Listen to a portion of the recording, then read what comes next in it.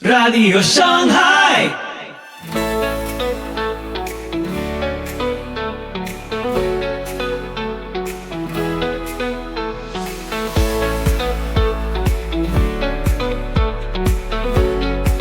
Muy buenos días, muy buenas tardes, muy buenas noches. Soy Pipo Biglione. Muy bienvenidos a Radio Shanghai. Este es el episodio 495 de la 8ª temporada. Hoy, Corintios, tercera parte con César Vidal. Continuamos con 1 Corintios capítulos 3 y 4 de este apasionante estudio. Podcast miembro de la Alianza Evangélica. Te invito a escuchar este episodio atentamente. Soli Deo Gloria.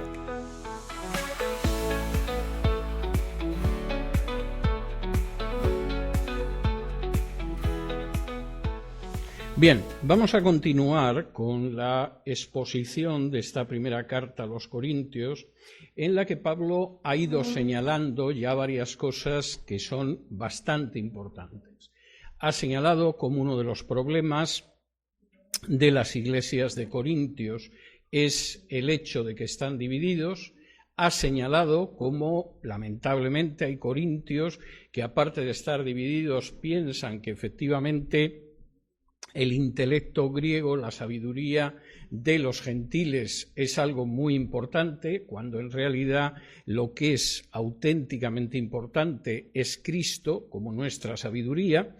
Ha señalado cómo el tema de predicación que él tiene es precisamente a Cristo, pero a Cristo crucificado, no solo como sacrificio expiatorio, sino como modelo de vida. Y ahora va a llegar a un tema que es bastante espinoso, pero que Pablo necesita dejarlo asentado antes de entrar en los problemas concretos de la congregación de Corinto, que dejaba muchísimo que desear.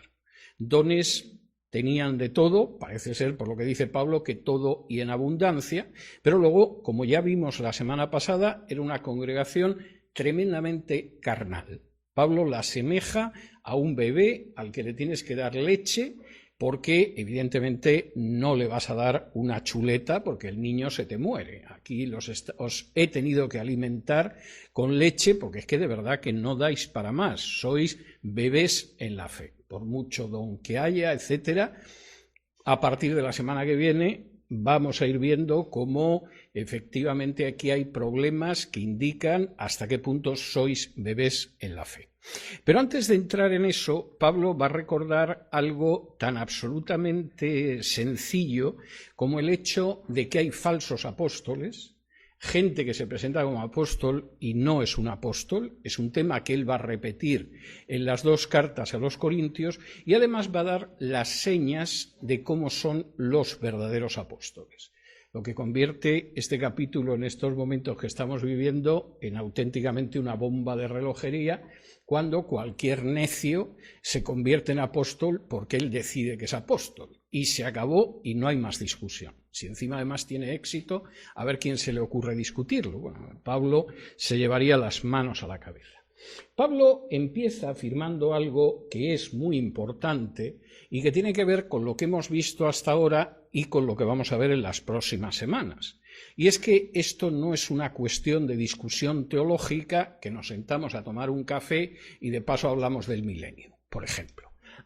Aquí estamos hablando de cuestiones que son muy importantes para cada iglesia local. Como dice en el capítulo 3 y versículos 16 y 17, ¿no sabéis que sois templo de Dios y que el Espíritu de Dios mora en vosotros?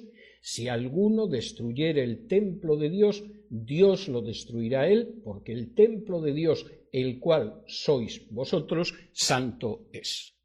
Las cuestiones que tienen que ver con el funcionamiento de una iglesia van más allá de lo que es tener una corporación para ganar dinero, por ejemplo. Por supuesto que hay iglesias que no pasan de ser una corporación para ganar dinero, eso sí, con una pintura religiosa encima. Pero no es eso lo que tiene que ser. Y por supuesto hay gente que va a la iglesia como un católico va a misa. Es decir, llega el domingo a las 12, voy a misa, aguanto los 20 minutos que dura la misa, que ya es demasiado, me voy y no conozco absolutamente a nadie, salvo quizá una viejecita que siempre se sienta en esa esquina al lado de la imagen de San Roque. Pero no conozco a nadie y además tampoco tengo interés por conocerlos. Pablo dice, no, vosotros en conjunto sois el templo de Dios y el Espíritu de Dios mora en vosotros, y esto es muy serio. Esto no solamente es la gestión de una iglesia local, a ver cómo se la dejo a mis hijos, igual que si fuera una fábrica de bicicletas para que ellos ganen todavía más dinero que yo. Eso es algo absolutamente blasfemo, aunque haya gente que no se percata de ello. Esto no es un sitio donde nos reunimos, pasamos un rato, nos conocemos algo más que si fuéramos a una parroquia católica, pero no es mucho más. No, Pablo es muy claro. Vosotros en conjunto sois el templo de Dios y el Espíritu de Dios mora en vosotros. Y si desarrolláis una conducta o un comportamiento que destruye eso, lo único que podéis esperar es el castigo de Dios, porque el templo de Dios sois vosotros. Aquí no dice que el templo de Dios es algo que en algún momento se va a volver a reconstruir en Jerusalén. Eso es escatología ficción, eso es una novela y no tiene punto de contacto con la Biblia. El templo de Dios somos nosotros. Y si alguien destruye ese templo donde mora el Espíritu Santo, que se atenga a las consecuencias. Ahora, aquí Pablo todavía va más allá, en el sentido de cómo hay que comportarse dentro de ese templo de Dios, que es su iglesia. Dice en el versículo 18 hasta el 23. Nadie se engañe a sí mismo. Si alguno entre vosotros se cree sabio en este siglo, hágase ignorante para que llegue a ser sabio. Porque la sabiduría de este mundo es insensatez para con Dios. Pues escrito está, Él prende a los sabios en la astucia de ellos, una cita del libro de Job, y otra vez el Señor conoce los pensamientos de los sabios que son vanos, una cita del libro de los Salmos, así que ninguno se gloríe en los hombres porque todo es vuestro, sea Pablo, sea Apolos, sea Cefas, sea el mundo, sea la vida, sea la muerte, sea lo presente, sea lo porvenir, todo es vuestro, y vosotros de Cristo y Cristo de Dios. Vamos a ver, queridos hermanos, a lo mejor a alguno le divierte convertirse en partidario de Apolos, de Pedro o de mí mismo, que me da escalofríos cada vez que lo oigo. Y a lo mejor alguno hasta piensa que esto es una muestra de sabiduría, y ciertamente sí sería la sabiduría del mundo, que continuamente se divide. No hay nada más que ver a los políticos. Podrían ponerse de acuerdo para solucionar algo, pero en realidad su gran negocio es contender, enfrentarse y tirarse los trastos a la cabeza los unos de los otros. Esa es la sabiduría del mundo. No estar de alguna manera unidos para solucionar problemas reales, sino ver cómo conseguimos dominar a los demás sobre la base de enfrentar a los unos con los otros. Si Héctor destaca un poco en la congregación, a mí me interesa que Héctor quede mal. Voy a ver si le encargo algo para que quede mal. Como todas las cosas que se le encargan las hace bien, seguro que se me ocurre alguna para que sea así. Y no me va a plantear problemas.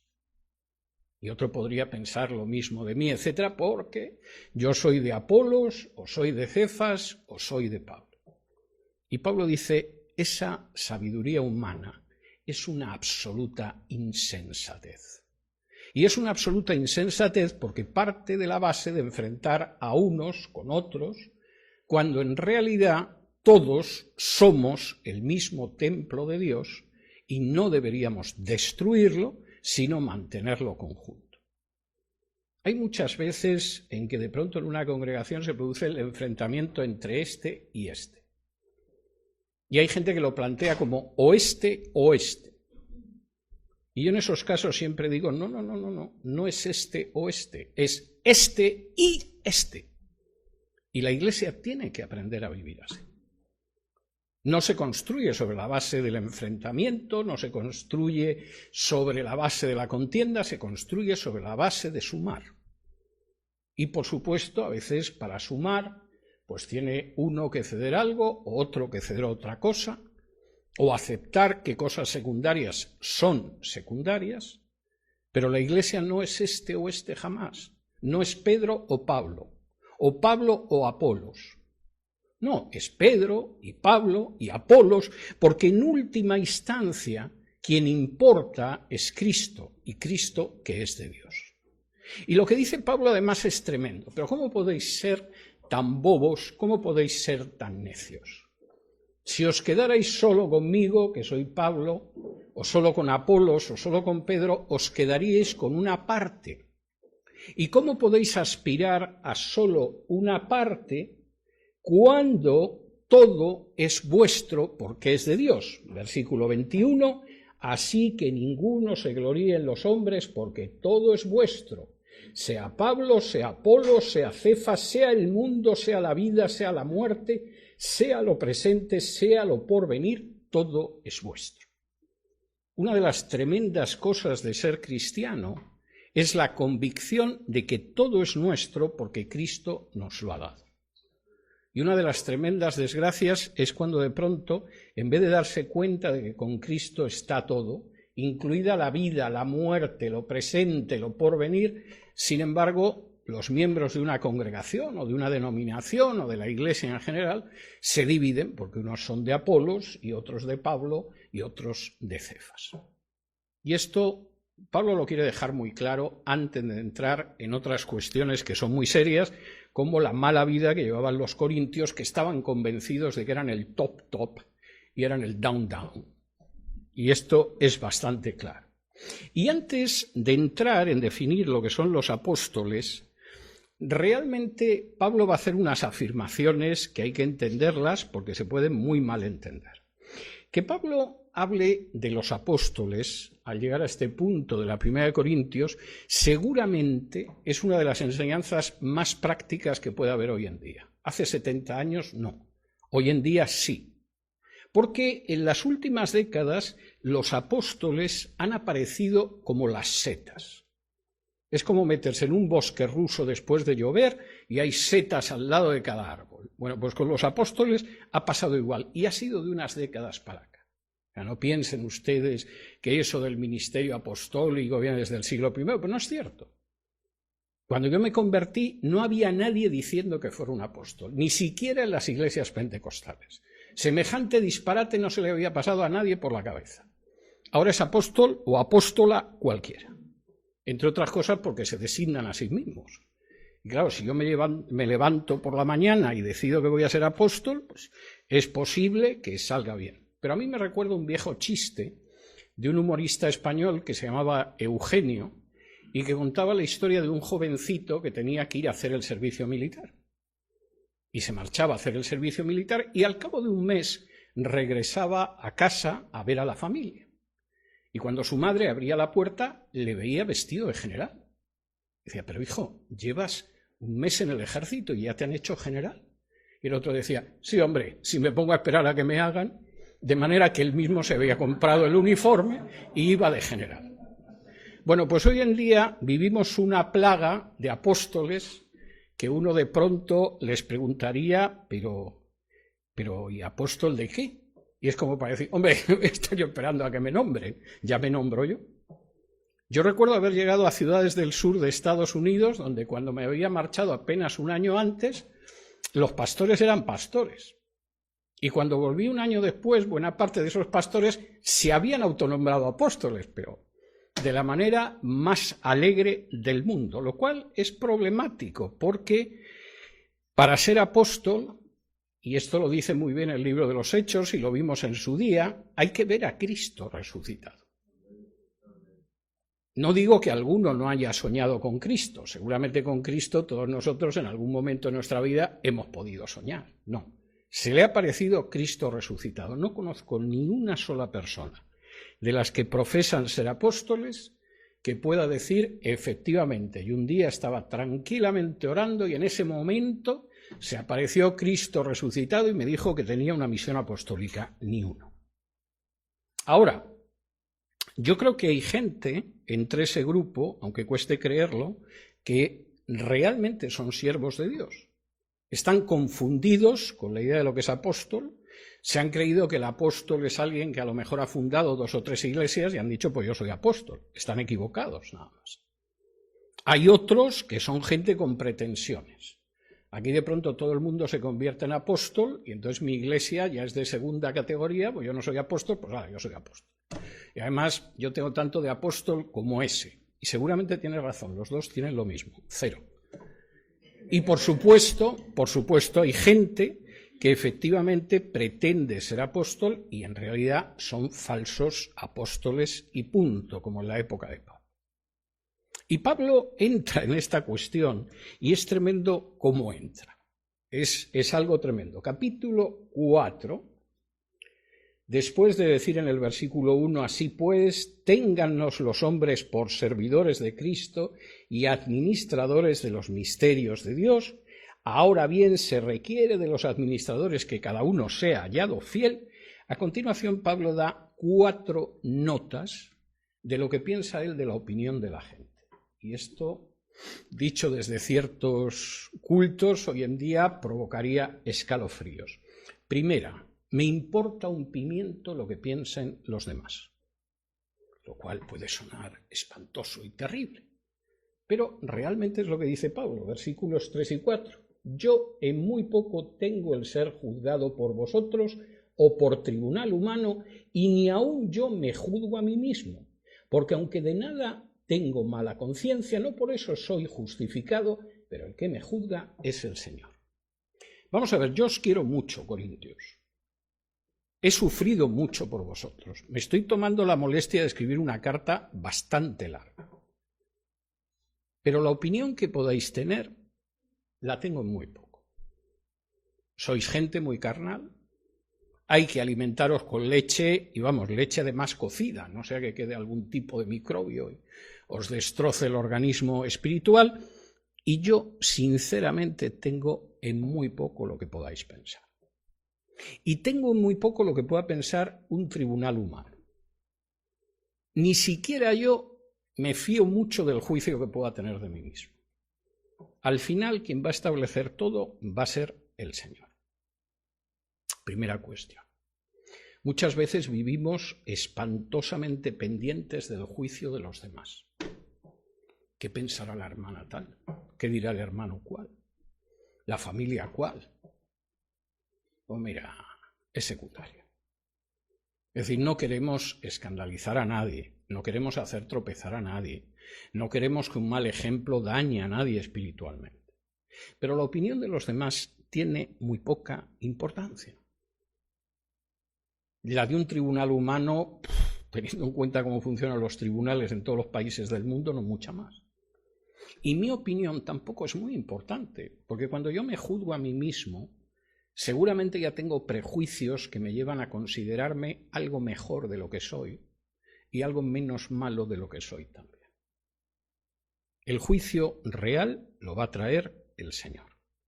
De manera que no nos preocupemos mucho por la opinión que tiene la gente y todo ese tipo de cosas. Hay gente que de pronto sale una opinión negativa sobre ellos en YouTube y empiezan a colgar vídeos para mostrarnos lo embusteros que son los que hablan mal de él y por el contrario lo bueno que es él. Mira, la inmensa mayoría de los casos no merece la pena. El Señor es el que realmente sabe lo que somos y eso es lo importante. Segundo, no juzguemos las cosas antes de tiempo. Versículos 4 y 5. Versículo 5. Así que no juzguéis nada antes de tiempo hasta que venga el Señor, el cual aclarará también lo oculto de las tinieblas y manifestará las intenciones de los corazones, y entonces cada uno recibirá su alabanza de Dios. En esta vida tenemos que movernos emitiendo juicios. Esto está bien, esto está mal, esto no debería hacerse, esto es lo adecuado, esto es imprudente. Está bien. Pero no tengáis un juicio definitivo, porque realmente el que conoce la intención del corazón es el Señor. Y nosotros no la conocemos. A veces Nos es dado ver lo que hay en el corazón de una persona. A veces hay un hermano que tiene un don de discernimiento y dice, no, por ahí no nos metamos, que esto va a acabar como el rosario de la aurora, como dicen en España, que era un rosario que cuando llegaba la aurora todo el mundo se estaba golpeando y claro, acababa como el rosario de la aurora. Pero en términos generales, no juzguemos las cosas antes del tiempo. No es tan fácil juzgar. Y el único que conoce las intenciones del corazón es el Señor. Si una persona hace algo que está bien y sirve para la gloria del Señor, pues a lo mejor forma parte de la cizaña, pero yo no veo su corazón.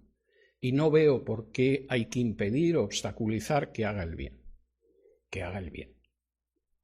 Bueno, pero no me cae simpático. A mí hay mucha gente que no me cae simpática y por eso no los voy escupiendo cuando me cruzo con ellos por la calle. Aceptemos lo de cada persona, no juzguemos, porque en última instancia lo que hay en el corazón es algo que solo ve el Señor. Tercero, no se nos ocurra ir más allá de las Escrituras, y sobre esto tendré que predicar hoy al hablar de Marcos, versículo 7. Pero esto, hermanos, lo he presentado como ejemplo en mí y en Apolos, por amor de vosotros, para que nosotros aprendáis a no pensar más de lo que está escrito, no sea que por causa de uno os envanezcáis unos contra otros. ¿Cuál es nuestra regla de conducta? Lo que está escrito. ¿Debemos ir más allá de lo que está escrito? No. No vayáis más allá de lo que está escrito porque os vais a perder. Bueno, y un hermano que sea modelo, está muy bien lo que ha hecho Apolos, lo que yo he hecho no está mal, pero nosotros no somos la regla de conducta. Y por cierto, quisiera recordar un principio elemental de interpretación de la Biblia, y es que el único personaje normativo de conducta en la Biblia es el Señor Jesús. Y cuando alguien olvida esto, de pronto dice, no, porque Jacob hizo un pacto ofreciendo un diezmo. Toma y se acostó con la criada. ¿Qué pasa? ¿Que acostarse con la criada está bien? ¿Con las dos criadas? No, pero, el diezmo sí y acostarse con las dos criadas no. ¿Por qué? Porque la gente olvida que el único personaje normativo sobre el cual tenemos que desarrollar nuestra conducta es Jesucristo y este crucificado. Y cuando se olvida esto, se puede llegar a sitios muy malos. Cuarto, antes de entrar en cómo son los apóstoles de verdad, no hay motivo para la jactancia, para la presunción o para la soberbia en medio del pueblo de Dios. Versículo 7. Porque ¿quién te distingue o qué tienes que no hayas recibido? Y si lo recibiste, ¿por qué te glorías como si no lo hubieras recibido? Yo he conocido a gente que supuestamente era evangelista y hablaban de sí mismos en unos términos que Pablo era un enano. Pablo u otros personajes. O sea, la historia prácticamente sufría un paréntesis desde Jesucristo y algún apóstol hasta que llegaba él. No voy a decir nombres porque claro, nos vamos a poner aquí a reír y nos va a llegar la hora del culto y vamos a seguir soltando carcajadas, pero he tenido ocasión de escuchar, porque estábamos en la misma mesa y éramos 3 o 4 personas nada más. Y Pablo dice, pero vamos a ver. Supongamos que tienes algo que te distingue. Eres un gran predicador del Evangelio, eres un pastor excepcional, tienes una capacidad sobresaliente para abrir nuevas iglesias, enseñas muy bien la Biblia, lo que quieras, lo que tú quieras. Vamos a aceptar que efectivamente eso no es que tú lo digas, es que te distingue. Lo que te distingue, ¿eso que pasa? ¿Has nacido con ello o el Señor te lo ha dado? ¿Es algo que es una virtud personal tuya o lo has recibido del Señor? Pues mira, chico, te guste o no te guste reconocerlo, si eso es genuino, es porque el Señor te lo ha dado. Y si el Señor te lo ha dado, no tienes ningún derecho a presumir de ello. Si en estos momentos de pronto una tía de América llega a tu casa y te llama y hace mucho que no la ves y la abrazas y tía, ¿cómo le ha ido? Etcétera. He venido a regalarte el coche deportivo, el auto deportivo que he dejado ahí fuera y te lo enseña y te da las llaves. Hombre, no presumas de que tú con tu trabajo, con tu esfuerzo, con tu inteligencia te has hecho con el automóvil. Dale gracias a tu tía, que es la que te ha traído el automóvil, porque si no tendrías que ir con esa chatarra con 4 ruedas con la que vas a trabajar todos los días. Y Pablo está diciendo lo mismo. Cualquier cosa de las que tenemos espiritualmente, todas y cada una de las cosas las hemos recibido del Señor y no podemos presumir por ello, porque todo lo hemos recibido. Y no puedes presumir de algo que has recibido. De algo que has recibido puedes dar las gracias. Te puedes sentir agradecido, puedes manifestar gratitud, pero no te puedes jactar si es algo que te han dado. Y eso es algo evidente. Y cuando oyes a ciertas personas jactarse de ciertos ministerios, yo generalmente pienso que es posible que es que no sea algo que ha recibido de Dios. Porque si es algo que ha recibido de Dios, no se jactaría de ello. En todo caso, estaría dando gracias porque ha recibido algo que no se merece.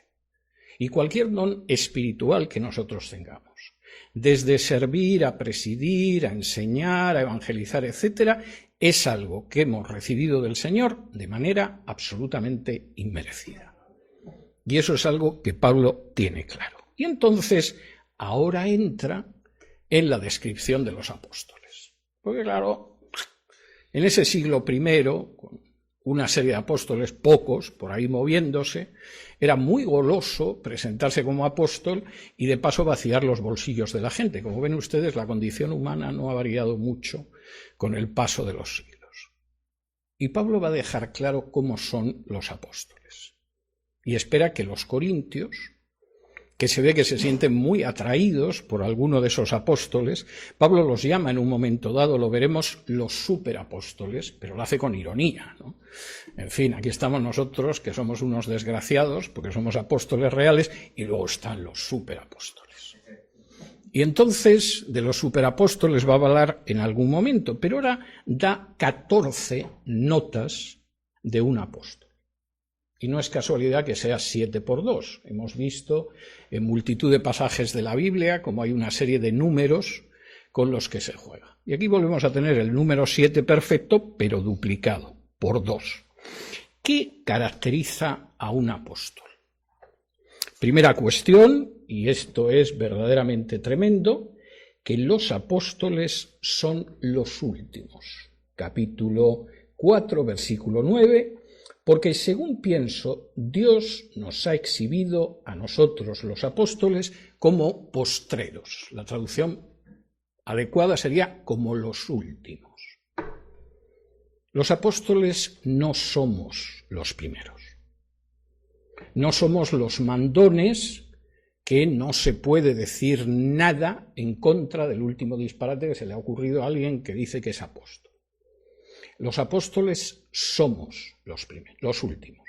¿Por qué somos los últimos? Porque tenemos muy presente que el mensaje de Jesús es que el que se haga más pequeño es el que demuestra que es grande. Igual que sucedió con él, que como dice Filipenses 2, estando en forma de Dios, no se aferró a ser igual a Dios, sino que se vació y se convirtió en un hombre, y hecho hombre se transformó en un siervo, y hecho siervo murió en la cruz. Los apóstoles seguimos a Cristo y a este crucificado. Por eso somos los últimos. Se cuenta de Alejandro Magno, en fin, hay virtudes que la Biblia desarrolla, pero que incluso los paganos aprecian, que en cierta ocasión, después de una gran batalla en la que había tenido bajas y heridos y todo lo demás, y no había agua, alguien consiguió llevarle un casco lleno de agua, porque a fin de cuentas era el rey y se supone que tendría que ir a él el primero. Y cuando le llegaron con el casco lleno de agua, Alejandro dijo: yo no voy a beber una gota de agua hasta que haya saciado la sed hasta el último de mis soldados. A veces hay paganos que comprenden lo que es estar en ciertas posiciones, desgraciadamente, mucho mejor que gente que se dice cristiana. Los apóstoles somos los últimos. No solo eso, versículo 9. porque según pienso Dios nos ha exhibido a nosotros los apóstoles como postreros, como a sentenciados a muerte. Los apóstoles somos gente sentenciada a muerte. Esto no es una palabra. Parece que salvo el caso del apóstol Juan, todos los apóstoles fueron ejecutados, incluido Pablo. Los apóstoles no somos la gente que vivimos como millonarios a costa de esa gente que ha depositado su fe en nosotros y de paso nos da su dinero. Los apóstoles somos condenados a muerte. Y si a alguien no le entra eso en la cabeza, pues no tiene la menor idea. Tercero, los apóstoles, versículo 9, según pienso, Dios nos ha exhibido a nosotros los apóstoles como postreros, como los últimos, como a sentenciados a muerte, pues hemos llegado a ser espectáculo al mundo, a los ángeles y a los hombres. Tercero, los apóstoles somos vistos como un espectáculo, pero no en el sentido de los que organizan un espectáculo y claro, dicen vaya espectáculo que está dando y encima dice que esto tiene algo que ver con Cristo, sino en el sentido de que la gente poderosa de este mundo, que se supone que es sabia, pero también los ángeles, nos contemplan como si fuéramos un simple espectáculo. No consideran que tengamos esa importancia. Los demonios procuran obstaculizar por donde nos movemos, pero en realidad Dios tolera que nos hayamos convertido en una especie de espectáculo. La idea es espectáculo que causa risa a los hombres. Cuarto, los apóstoles, además, versículo 10, nosotros somos insensatos por amor de Cristo. Y a continuación dice, pero vosotros prudentes en Cristo, y aquí hay una tremenda ironía.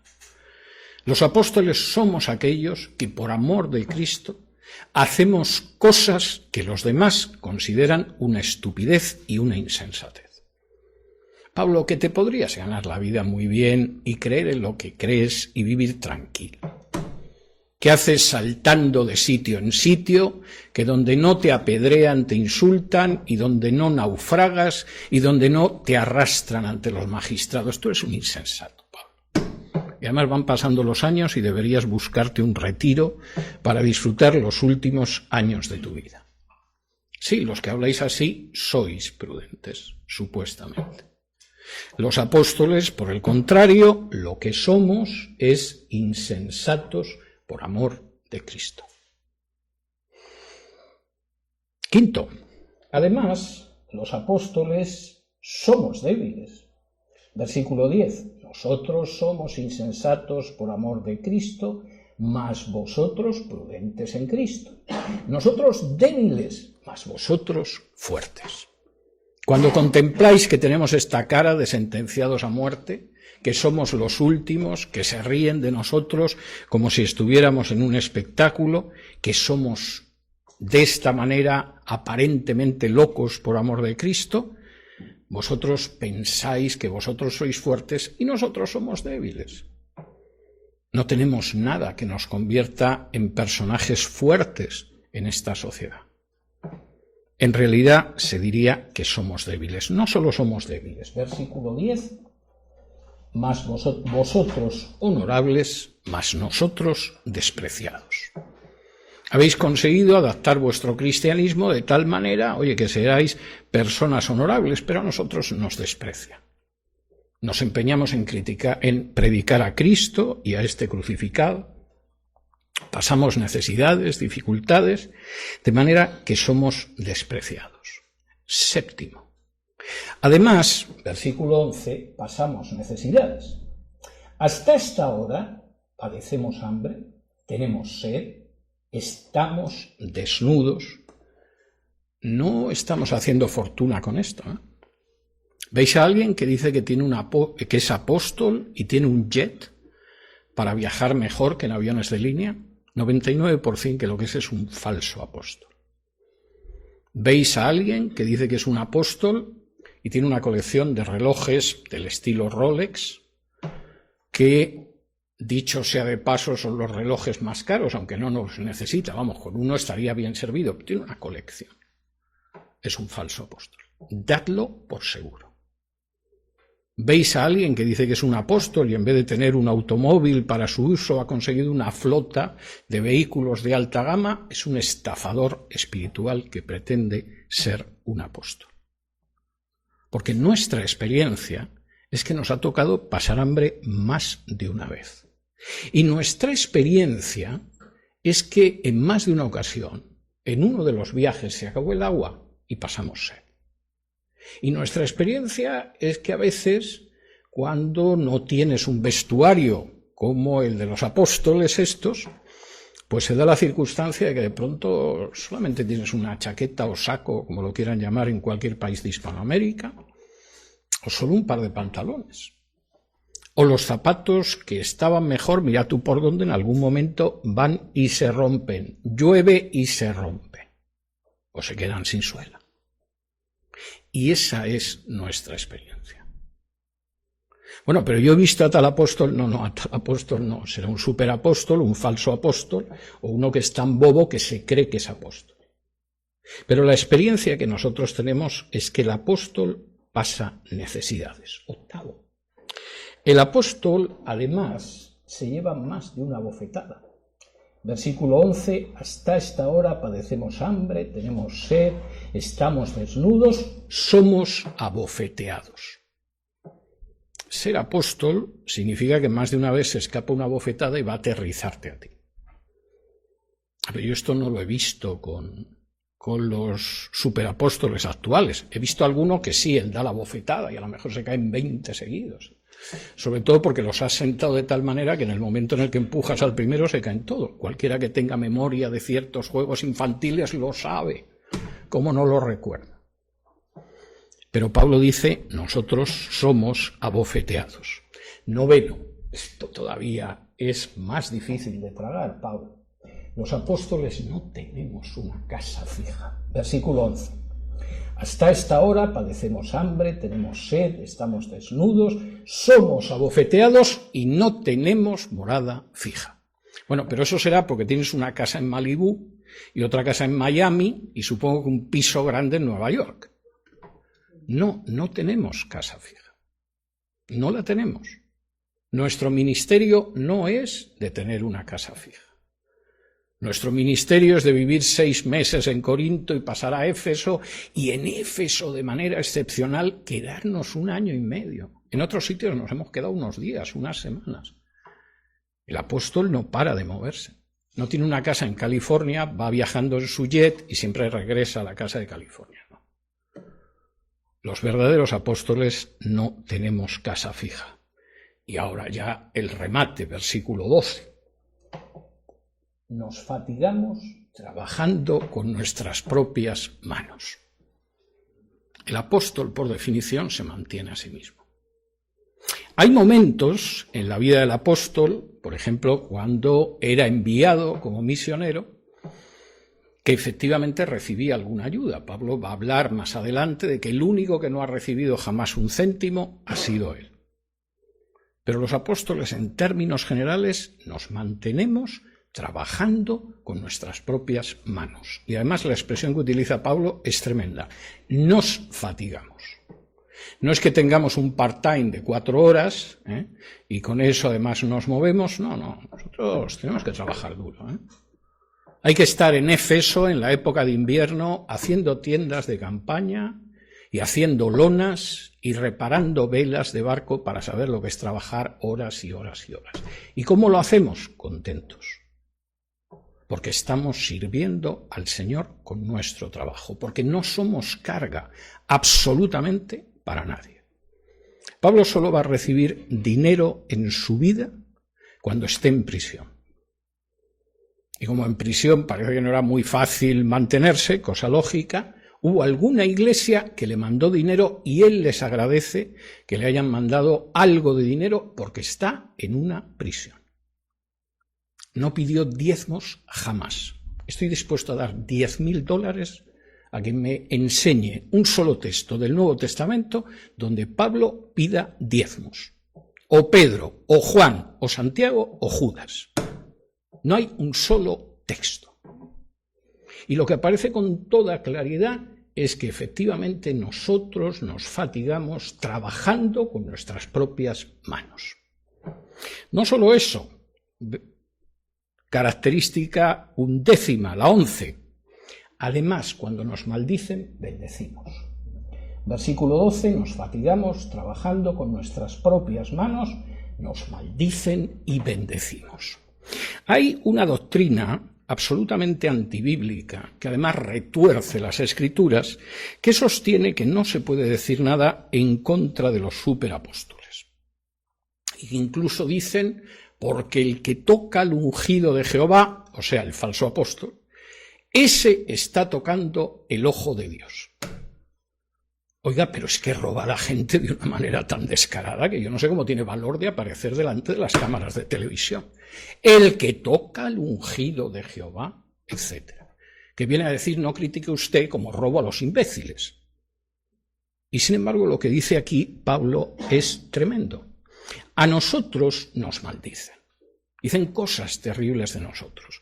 ¿Y nosotros qué hacemos? Bendecimos. No se nos ocurre decir, oiga, que yo soy Pablo y yo soy apóstol, ¿eh? Que te vas a enterar, imbécil. A lo mejor lo pensaba, pero no lo decía. Cuando nos maldicen, nosotros bendecimos. Versículo, característica 12, nos persiguen. Versículo 12. Al final, padecemos persecución y la soportamos. La única persecución que yo he visto en algunos de los falsos apóstoles es cuando de pronto la policía descubre que te llevabas muy bien con alguien que se dedicaba al narcotráfico y que te dejaba sustanciosos donativos. A lo mejor porque servías para lavar dinero de la droga. Es lo único que he visto. Es imposible que esta sociedad los pueda perseguir. Imposible. No predican el mensaje de la cruz. Son un modelo de cómo puedes hacerte rico aunque seas semianalfabeto. En realidad muchos los tomarán como modelos. Pero Pablo dice, nosotros sabemos lo que es la persecución. ¿Y qué hacemos? La soportamos. Bueno, pero no se te ha ocurrido retirarte nunca, Pablo. La última vez que te apedrearon los judíos y te dejaron ahí, después de haberte dado con un montón de piedras y te dejaron por muerto, prácticamente no respirabas. ¿No pensabas encontrar algún tipo de pastorado en alguna iglesia tranquila donde acabar tus días? No. Pablo se puso en pie y se marchó a la ciudad que estaba al lado. Yo me he encontrado gente que se me acerca pensando que tengo una importancia que no tengo ni lejanamente, vamos, es que ni por aproximación. Y de pronto me dice, bueno, yo ya me he cansado del ministerio que he llevado X tiempo, usted me podría encontrar un trabajo en esto, que también es religioso, pero es mucho más tranquilo, tengo que tratar menos con la gente, que es muy pesada. Incluso a veces hasta me invitan a almorzar para pedirme el favor. Y se llevan un gran disgusto cuando yo les digo, mire, ni la menor idea. No me dedico a eso. No le puedo aconsejar. Es como si me pide usted que le aconseje sobre un automóvil. No tengo automóvil. Se me olvidó cómo se conducía hace años. No le puedo aconsejar sobre el último modelo de automóvil y cuál le viene mejor y cuál gasta menos y cuál es más seguro. No tengo ni idea. Y si me pide usted consejo y ayuda para encontrar un empleo, para vivir de la religión, mire, sinceramente búsquese a otro. Porque si me pidiera usted cómo puede encontrar un trabajo como buzo, seguramente yo sería más competente que para lo que usted me está pidiendo. Pero lo que dice Pablo es tremendo. Hay persecución y la soportamos. Característica 13, versículo 13. Nos difaman y rogamos. Hablan mal de nosotros. Y cuando hablan mal de nosotros, ¿qué hacemos? ¿Organizamos la campaña contra, etcétera? No. Cuando nos difaman, oramos. Porque sabemos que siempre nos van a difamar. Pero esa es una bienaventuranza. Recuerden el final de las bienaventuranzas de Jesús en Mateo 5. Bienaventurados seréis cuando os calumnien y hablen toda clase de mal acerca de vosotros, porque eso hicieron también con los profetas. Y esto deberíamos de tenerlo claro no solo los apóstoles en el siglo I, sino nosotros hoy en día. Deberíamos de tenerlo claro. Nosotros no estamos en este mundo en un concurso de popularidad. Lo normal es que por una razón o por otra hablen mal de nosotros. Pero qué imbécil es esta gente que con la cantidad de buenas oportunidades que existen en este mundo para irte a la cama con un montón de personas, se empeñan en mantener una vida sexual limpia. ¡Qué atajo de imbéciles! Pero qué atajo de imbéciles son esta gente que con lo fácil que es ir pudiendo subir peldaño a peldaño, solo con mentir, solo con aceptar algunas cosas, se empeñan en ser honrados. Y qué atajo de imbéciles que pudiendo quedar bien, porque si presentas a Jesús como un maestro de moral, que quería que todo el mundo se quisiera, a la gente eso no le importa, le suena hasta bien, pero estos se empeñan en predicar a Cristo y a este crucificado.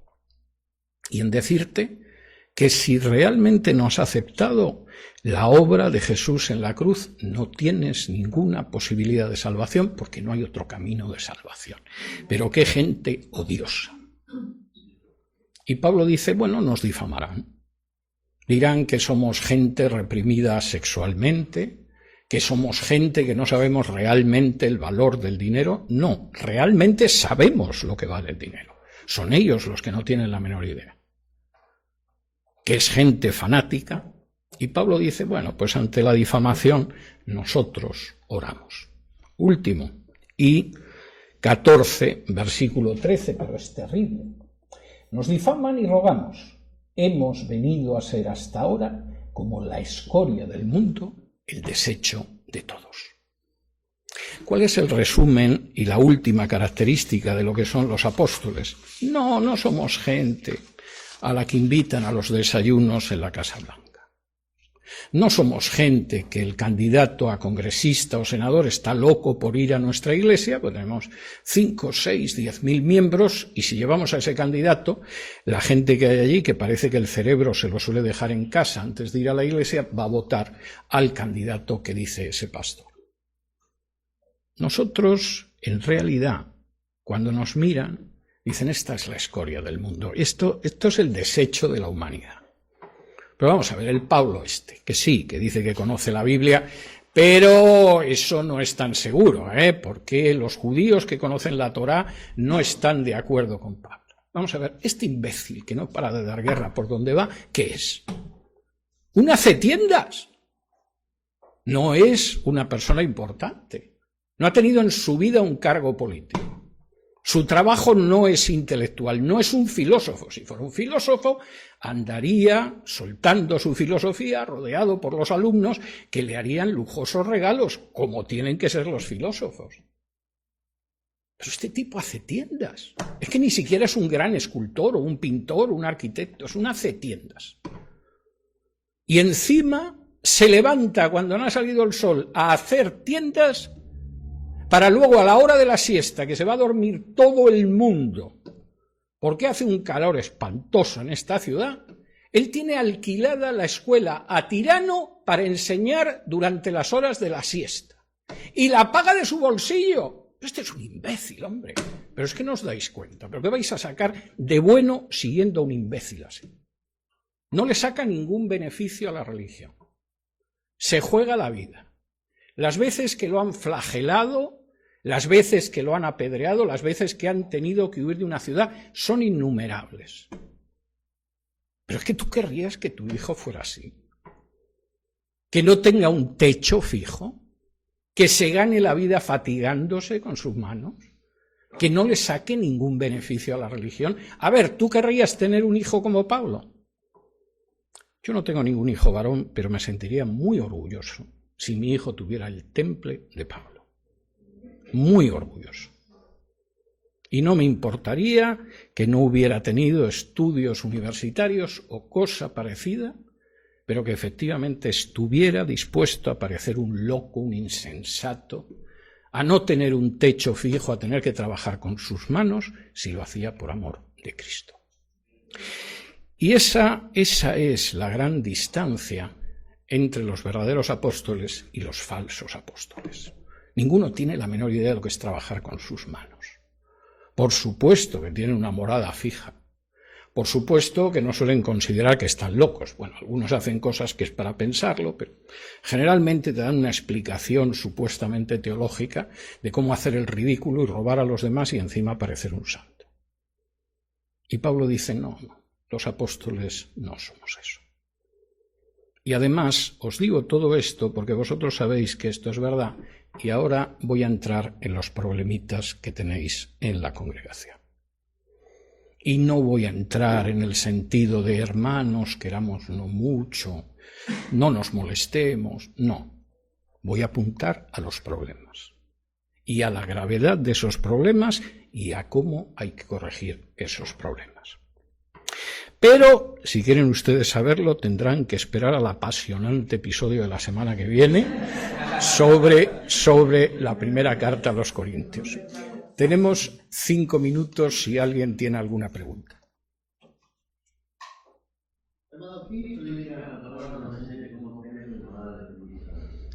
Pues que realmente, de una manera que no podemos explicar de todo, cuando nos estamos reuniendo, en medio de nosotros mora el Espíritu Santo.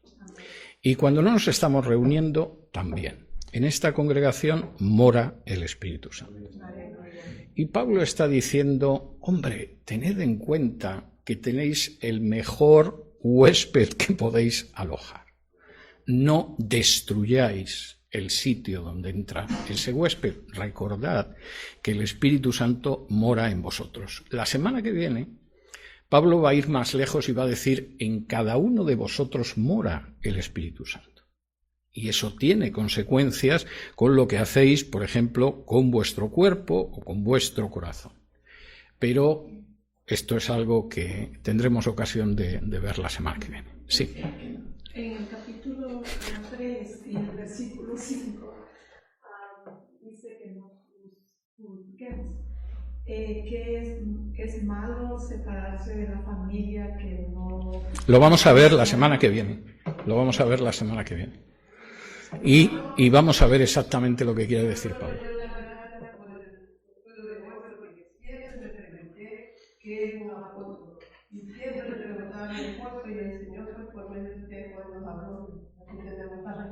Bueno, yo tengo algunos amigos apóstoles que cuando vean el vídeo no van a estar contentos, pero vamos a ver, yo creo que en algunos casos es pura ignorancia. Es decir, han visto que hay una serie de personas que se nombran apóstoles y ¿por qué no? Y sí, es cierto, ¿por qué no? O sea, si se es apóstol.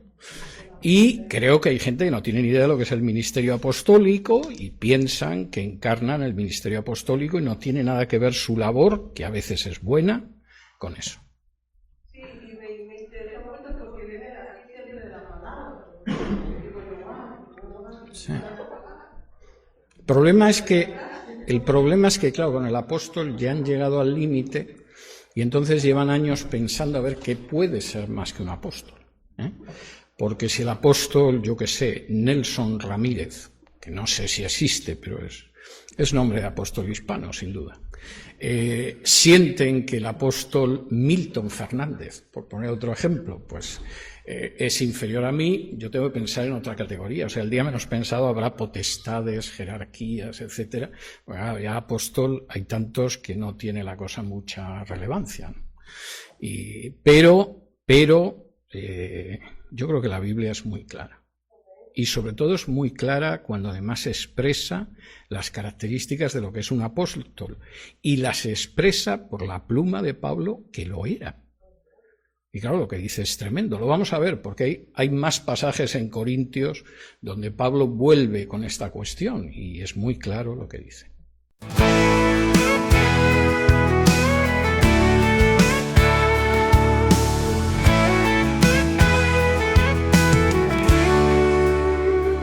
No hay Señor entre los dioses, otro como tú.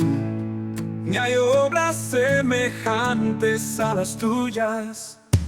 Todas las naciones que has hecho vendrán, Señor, y ante ti se postrarán y glorificarán tu nombre, porque tú eres grande y haces maravillas, solo tú eres Dios.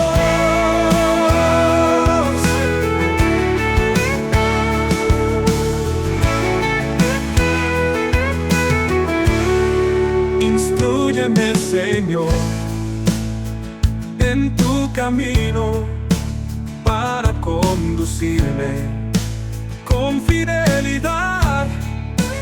Dame integridad de corazón para temer tu nombre, Señor mi Dios, con todo el corazón. Te alabaré y por siempre glorificaré tu nombre, porque tú eres grande y haces maravillas, solo tú eres Dios.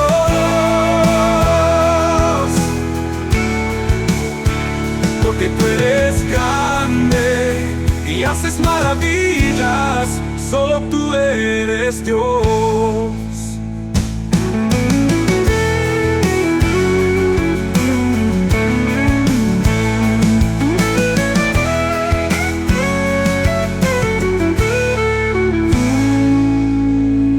Señor mi Dios, con todo el corazón te alabaré y por siempre glorificaré tu nombre, porque tú eres grande y haces maravillas, solo tú eres Dios.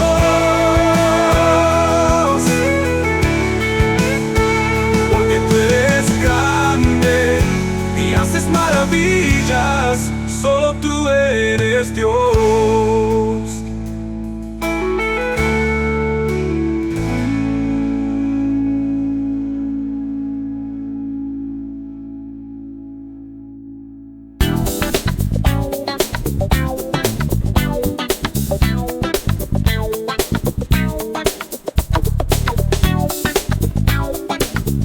Gracias por escucharnos. Te pedimos que puedas suscribirte y dejarnos tu like para seguir transmitiendo actualidad y palabra de Dios. Recordá que podés seguirnos en Facebook e Instagram. Te invitamos, Dios mediante, a escuchar nuestro próximo episodio. Que Dios te bendiga.